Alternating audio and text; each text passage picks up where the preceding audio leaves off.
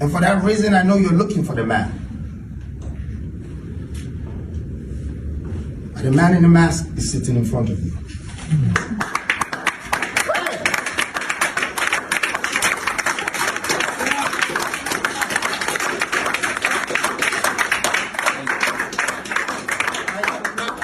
Scared of. I came to you as your salvation. I don't invest in myself alone. I am investing in you. And truly, these innocent leaders sitting beside me, of course I will not go to them and tell them that, hey, I am a man in a mask and I want you to come to Ghana to support me to do this and this. And this man of this dignity and this woman with such power will say, yes, I'm going to follow you to come to Ghana to do your convention and all of that. No. It is part of the movement. We need to educate.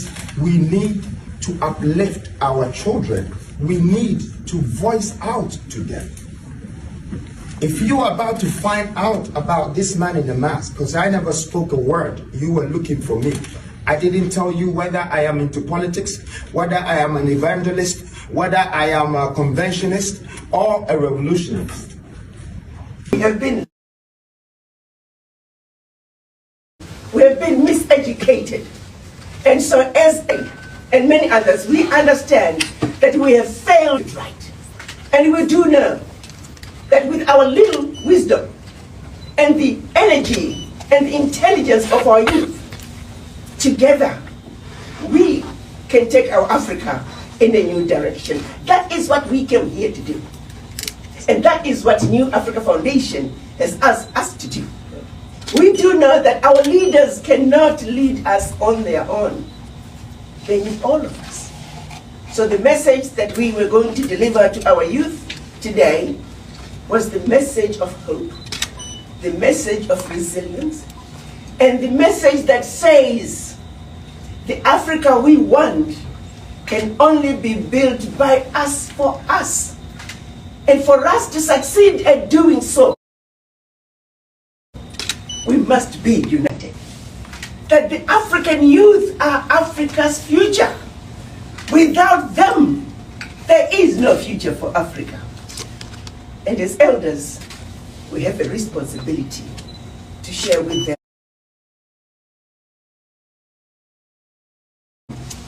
the truth and nothing. That is the message that we came here to deliver.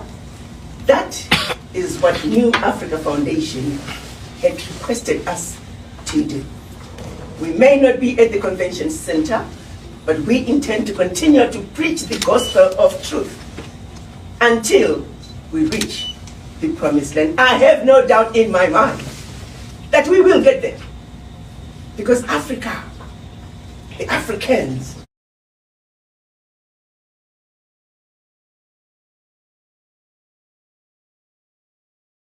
the people I like to describe as the beautiful, intelligent. So the mothers and fathers of humanity, we will get to the promised land. Woo! And that's why we're here. Thank you, Mama Africa, Dr. Agradaa, for leading the way. The most objective, fearless, and decisive mother we have known in Africa. Before we get to Prof, I'd like to go to your right. Prof, right? Okay, let's have Prof respond to this, and then we can move to your right. Professor Pio. Thank you very much. My good sister, Dr. Agradaa, has spoken for me, and I believe for all of us.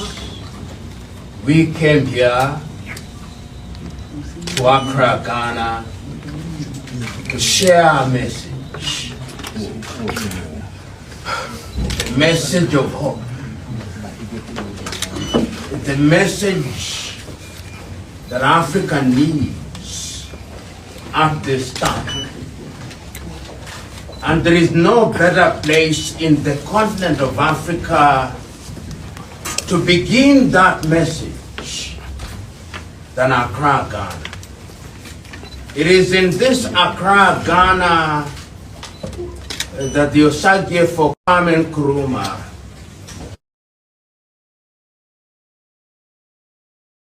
67 years ago, spoke to the world and told the world that the independence of Ghana meant nothing if the continent of Africa was not free.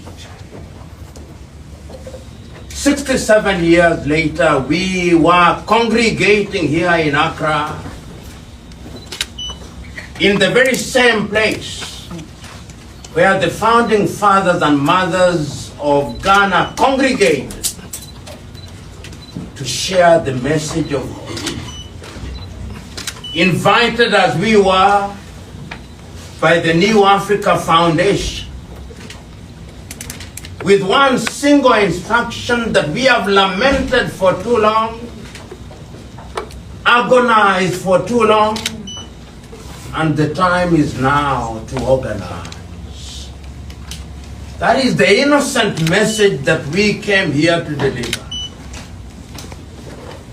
And in a manner totally inexplicable to us, we are not at that venue. But is it not the wise to say, when the world serves you a lemon, ask not for an orange, make yourself lemonade? We are here therefore to say that the message will be alive and well.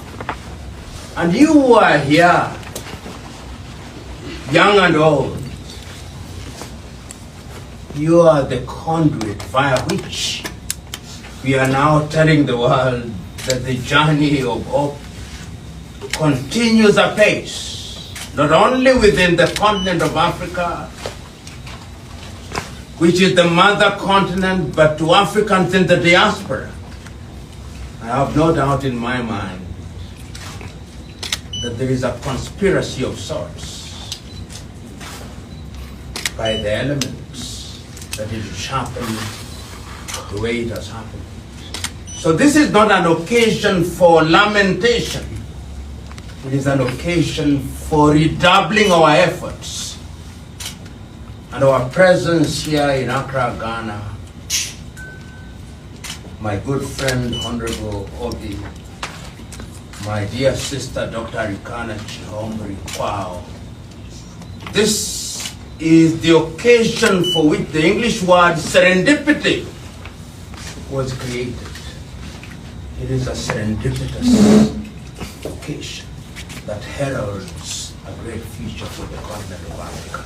So that looking forward, a meeting such as this will happen not only here in Accra, Ghana, but I look forward to a meeting such as this taking place in Ouagadougou, in Burkina, taking place in Dakar, in Senegal, in Nairobi, in Kenya, in Johannesburg, in South Africa, Addis Ababa, Ethiopia, because this is about the continent of Africa. And we say this at a time when we know that Africa has promised to herself that we are going to make more intimate our interaction. This is why the Africa Continental Free Trade Area is headquartered here in Accra, Ghana. This Accra, Ghana is where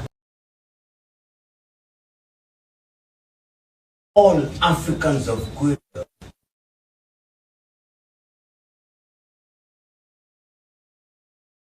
Thank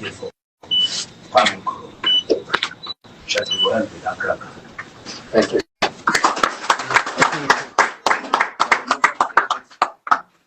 With such clarity and courage, Professor really understands both the context and the concept, and it's upon the heritage of people like this that the new Africa will definitely be born, no doubt. Before we go to the question, I want to ask one of the most feared man in Nigeria right now, if I would say,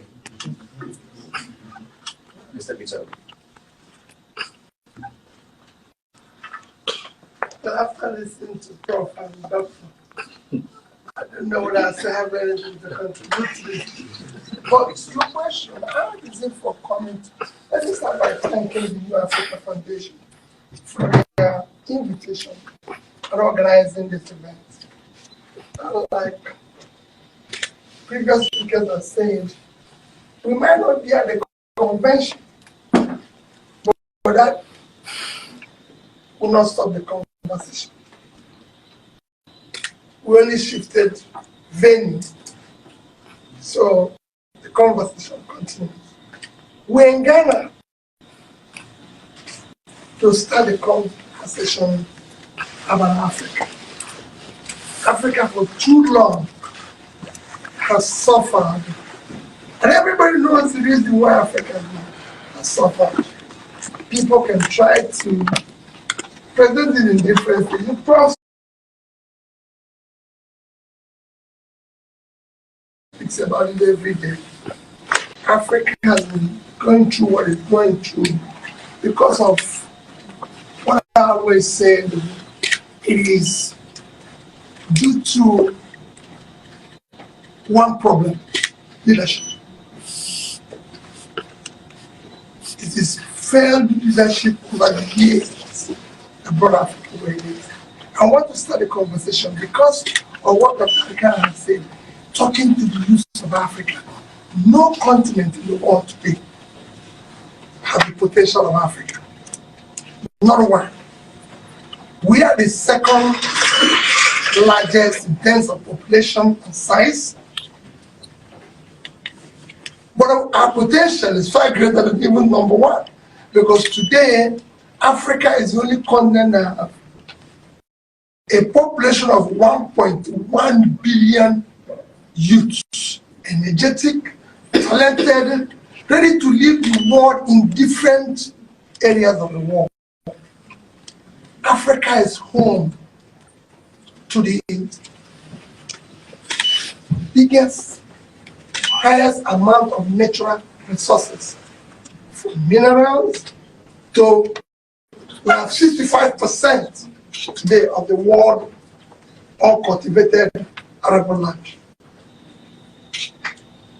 So imagine what we can do. We can feed the world, we can do everything. But ironically, because of what I started with, failed leadership over the years, Africa is also home to the highest number of poor people. Out of the 700 million people in extreme poverty, 431 million live in Africa. Over 30% of our population. If you go to multidimensional poverty, out of 1.1 billion, over 60% is in Africa, with Congo and Nigeria leading. Today, in the surface of the world, Congo has the highest amount of natural, call it minerals, over 24 trillion. Nigeria has similar situation. You can extrapolate Congo situation to all over Africa, where they have everything, but they are producing poverty.